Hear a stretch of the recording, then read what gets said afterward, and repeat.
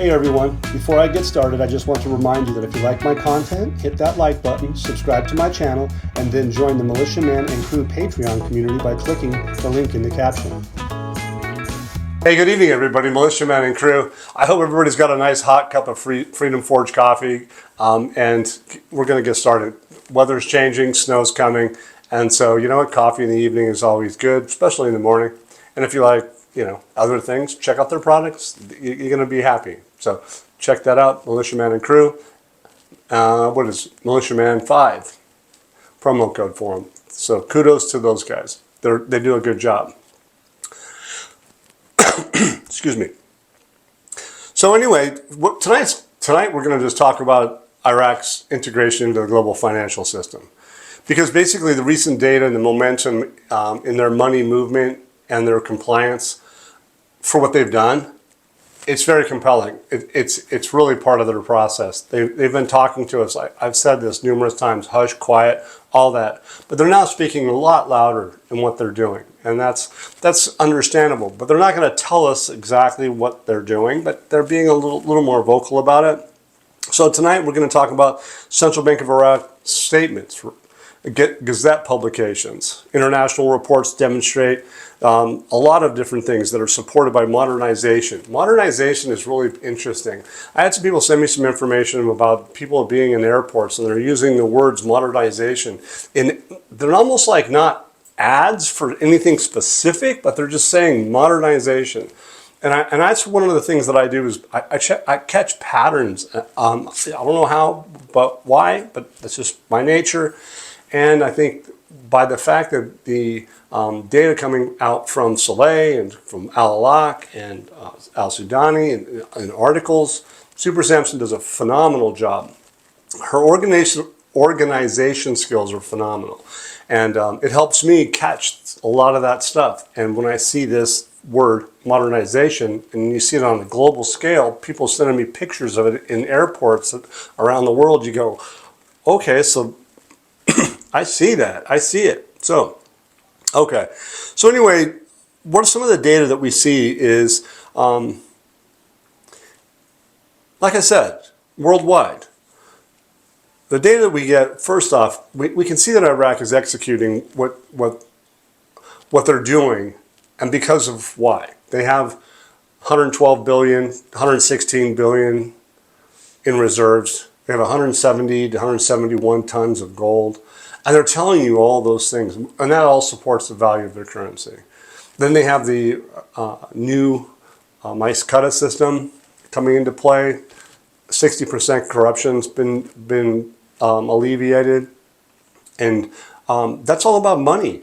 That's about going into their treasury, and all of that supports the real effective exchange rate, and that's what it is. And it's kind of that quiet tell.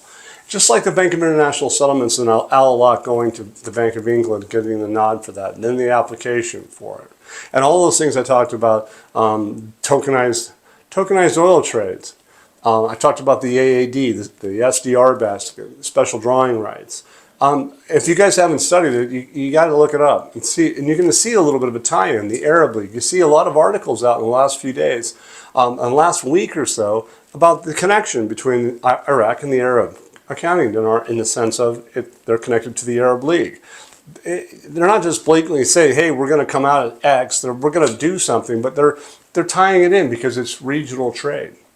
The GCC, you guys know all that stuff. So anyway, ultimately, think about it. You have 116 billion, I'm going to say that. I think they even have more than that. It's 116 billion in trade, reserves, dollar reserves, foreign reserves. And they have 171 tons of gold, for instance, right? But they also have low inflation. If you guys look up the circumstances, you're going to see that that's a key component with the IMF, having low inflation. Because it's going to absorb the risk of them changing the value of their currency. It's that much. And because they're stacking, and some people call it, they have rails, they have stacks, they have all these different new names in the world, but ultimately Iraq is on that train, that rail, and she's steady, and she's just pushing forward, and she's stacking up what? She's stacking up reserves, she's stacking up gold, I'm telling you right now that I believe, and you watch, I think you're going to see significant in the next 3 to 6 months, even more gold than we've talked about up to date. Is it necessary for them to tell us? No, because they kind of lag about 3 to 6 months anyway. But ultimately, if you see if I'm right, if they central banks are noted to be doing 95% more tonnage of gold, 95% more than they've already done in the year, within this year. So they haven't told us everything yet. That's that quiet that I talk about. CBI banking reforms, I'm going to talk about customs and updates, fiscal and legal mechanisms, regional and international partnerships. Can you imagine the international partnerships? We're talking about Chevron, we're talking about Exxon, we're talking about Shell, we're talking about GE. I mean, the laundry list is big. So other things, key economic indicators, global modernization, parallels are part of reforms. All of these things, modernization. All this data is up to date, is verifiable sources that I believe up to date December 7th, 2025. First thing I'm going to talk about is the CBI reforms and digital dinar implementation. Alalox December 1, December 1st and 2nd statements confirming active progress on core projects. On December 1, Alalox announced the digital dinar, central bank digital currency on the CBDC. This isn't the first time he's talked about that. He's talked about it numerous times. He said he was going to launch it back in February of 2025. And so take him seriously. Remember the Agora project? Is that still real? Is it still becoming, in your view? I think it should be. You guys have seen all these things about Ripple and XRP and all these different things, right? But did you ever notice that it says SBI Holdings? SBI Holdings is from the Bank of Japan. Do you guys saw the JICA? You see those things? Those are things that you need to tie in and take it seriously, because what Iraq's going through isn't just your push the button. This isn't a blue couch situation. This isn't a Gumby Pokey situation. It's definitely not a blockhead situation like the blue couch. That's all I'm going to say about that. This follows Oliver Wyman, for instance, consultancy. Those guys have been working with these guys for like, what, a couple of years? Look. Because of that consultancy, they basically, Iraqi banks have signed compliance agreements on December 2nd. Remember those 80 plus banks? That's what they're talking about. Non-compliant banks restricted from dollar auctions since early U.S. Treasury actions will resume full operations. They say soon, starting with the euro and the pound, access for compliant ones. Think about it for a minute. Euro, British pound, SDR basket, yen, JICA. See what I was talking about? Okay. These steps directly support what I'm talking about. Digital dinar pilots aim to reduce cash transactions from 90% to 70% by tracking the flows, money flows in real time.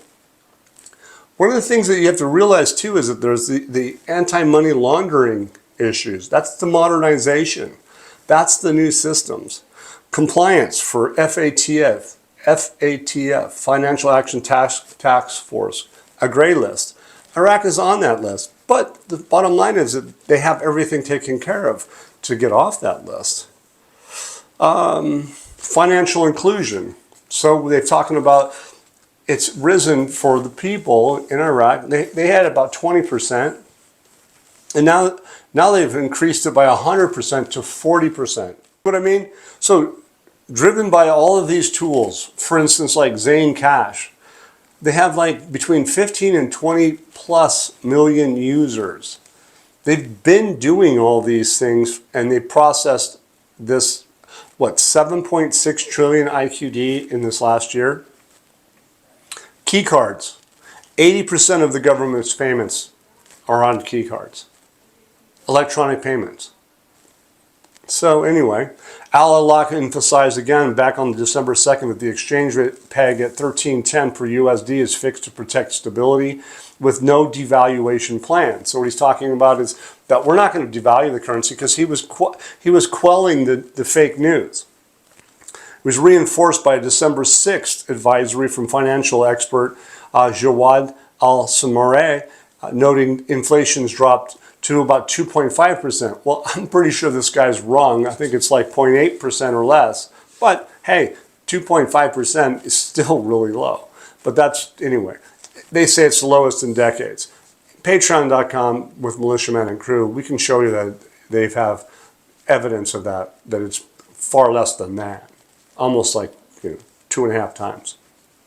I think, well, do the math. Reserves, they provide, like I said, 112 to 115, 116 billion. And that goes back to, well, it was up from 102 billion in November. So they're adding to their stack. They're adding to their stack. Basically, look, Oliver Wyman is effectively will, in my view, unlock these new Swift upgrades. Okay, the Swift meaning the MX, Swift MX. It's new. Everybody around the world that is going to be doing trade is ready. Iraq, ready to go and have signed agreements. Those 80 plus banks, we talked about that. December 7th, Baghdad Today. Well, a news source analysis warned of internal risk state-owned enterprise losses of 5.7 billion annually. But the CBI's focus on revenue controls counters this with ensuring that reserves hold firm. So basically all I said was there's people out there that are talking what they believe is happening, but the CBI comes back and counters it and says, no, that's not true. Okay, customs modernization and revenue gains, trade efficiency. December 7th brought concrete wins. The Iraqi news agency reported about 2.4 trillion or 1.8 billion US dollars in customs revenues. 2025, all the way up to 2025. So that's 25% year-over-year increase attributed to IQD's automation and the TIR convention road transport. So haven't we seen that stuff in the news?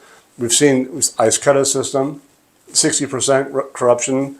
Now we see yesterday, day before TIR, maybe even today, that they're moving what 515 trucks through the country. The system's working and they're making money.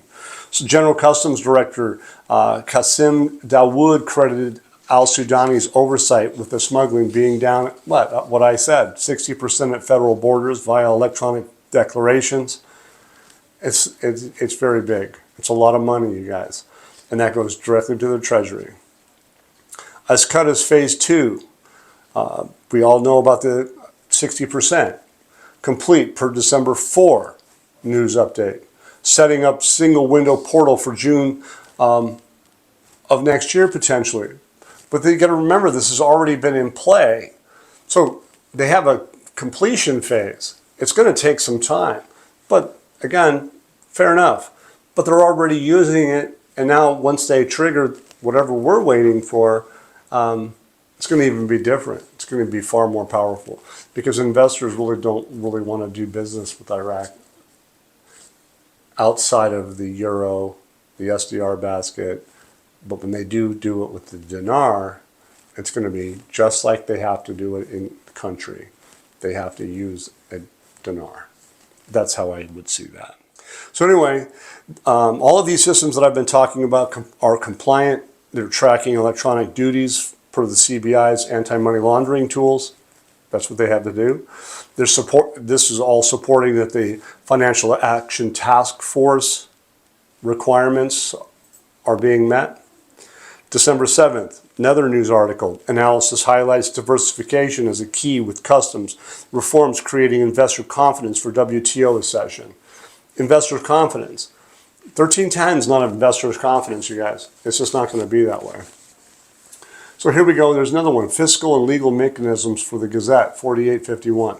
Well, I don't know why we bring this up, but I do. 4850, for instance, talked about anti-money laundering law. 4851 is a little bit different. Not much, but it is. It's different. It's the one later, but legal scaffolding advance from the Official Gazette issued 4851 published December 1st and announced December 7th. So it was published December 1st, but it wasn't announced. Isn't that interesting? About 6 days go by the Ministry of Justice. The standout is Instructions number 2 of 2025, facilitating Federal Financial Management Law number 6 of 2019. Isn't 2019 related to the tripartite budget? which gave it the legal authority to be able to do what it does and what it's done, I think you're right. I think if you said, yeah, absolutely, you're right. This mandate these issues mandate clearer budgeting, procurement audits, and revenue allocations across ministries, including salaries and debt to prioritize reforms. So back on October 28th, by the cabinet, they addressed spending leaks flagged in December 7th critique. So they had some issues with it. But complementing that, the Supreme Coordination Authority's December 7th meeting, chaired by al-Sudani, approved provincial accounting units for the next budget, 2026. We haven't seen the exposure of everything from 2025, 23, 24, all that stuff, right? Digital transformation monitoring and revenue sharing committees in Karbala and Kirkuk. The provinces are getting on board. It's also allocated lands for ministry, interior ministry use, and enforced health laws for water labs, tying fiscal discipline to service and delivery. You guys realize that they have a big issue with Turkey and water, and they're obviously on board because you see that in the news. Water and development road project is going to be a very big issue. And so we're going to see how all this plays out. So the Gazette 4851 provides a framework. It does. It enables the CBI's authority for Q4 adjustments to 2025. They're not just talking about adjustments to taxes and customs. They're talking about an exchange rate. That's how I see it. Basically, what are they doing? They're fine-tuning this peg, which is a 1300 to 1320. They've done that. And they've done that without a devaluation. We haven't seen a devaluation. A lot of warnings out there that they're going to go to 2000 and they're going to do all these different things. But they've already countered all of that and said, no, we're not doing that. This procedural momentum post of 4850, which was anti-money laundering freezes, so that's the Gazette 4850, ensures compliant money flows. With a December 6th IMF update, December 6th, that's yesterday, update noting Iraq's financing constraints are easing because of these laws. It's beautiful, man. Regional and international partnerships. Partnerships operationalized December 7th. Sudani's Doha talks with Qatar activated $3.5 billion in 2023 agreements for petrochemicals and logistics, targeting $10 billion bilateral trade in 2030 via modern payments. So they know that they're headed in a direction, nothing but making money. That's my view. This builds on that December 4th Basra Iraqi-British Council meeting, securing $5 billion in ventures with who? British Petroleum, Shell, for fintech and green energy, plus an MOU on trade facilitation. You guys, these are all news articles. I'm not making this stuff up. Regionally, the Herbal U.S. consulate opening December 3rd, which was what?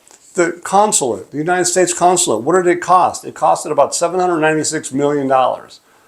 You think the United States is just going to go dump dang near $1 billion into something and have it done now for there to be a problem? I don't think so. Basically, what does it emphasize? It emphasizes the FATF progress and economic stability of the country. December 4, federal audit in Herbal advances budget compliance. Echoing, it basically is like, hey everybody, echoing May's cyan oil resumption. You guys remember that, right? Back in May? Internationally, Iraq's 2025 investment climate statement, U.S. State Department, December update, praises the CBI's efficiency plans for financial inclusion. Iraq has been doing nothing but what they said they were going to do, at least since al-Sudani has been in office. That's been 3 years, and we're watching the end results of all of this. Qatar, for instance, in the UK deals pilot digital dinar into cross-border payments, really, while U.S. engagement aids sanctions relief. During this time, what do we have? We have Zain Cash, we have key cards, we have tokenized, potentially tokenized oil trades because of the Euro connection and, again, the Yen connection. And now we talk about the UK and all these other SDR currencies. Yeah, it makes it interesting, doesn't it? Okay. Key economic indicators. Data paints a robust picture. GDP growth is projected at 3.1% for 2025 and 4.1% for 2026. So everybody's talking about this. We're talking about, this is the IMF December update.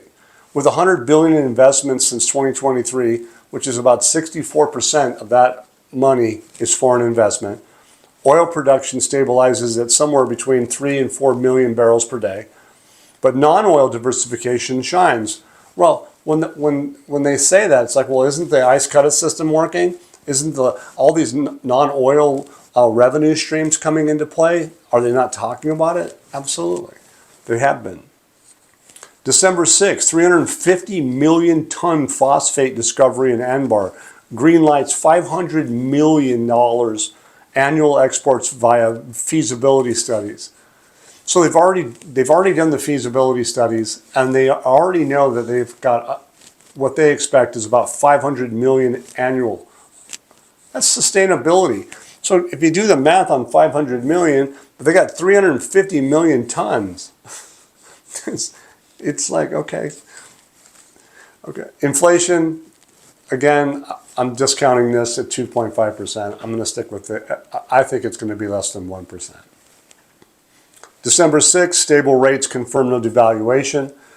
And again, back to the reserves, we all know that they were 112. We'll leave it at that. I say 116 or more, which I'll probably be right. But 112 billion plus 170.9 tons of gold. And that is 8.2 tons since July. What's gold trading at right now? It's a lot of money, man. A lot of money. It's not $275 like the British pound. Gordon Brown, sold back half their gold back, many years ago. I think it was in 1999 and 2001. But that's a whole other story. World Bank trade ranking improved 150 to 190, and from 181 to 2020. So the bottom line is that the World Bank is impressed with Iraq. Indicators show that 1.8 billion customs income in the compliance with tech, the relationship with the EBRD, which is the European Bank, it just is opening up the doors for Iraq like you've never seen before. Global modernization parallels in airports and systems. We all know that all these airports are opening up around the country. They're international airports. I think you guys can see that basically what this language is talking about when they're talking about modernization. And again, this is funny is because I brought this up in the beginning, modernization, and people are sending me stuff in the United States. Miami, for instance, they're using big, huge billboards, modernization. And Iraq's talking about it. Iraq's language echoes global trends. What I said, I pick up on that stuff. Modernization appears to be 80% of the recent CBI ministry statements. No kidding. Mirroring airport upgrades worldwide.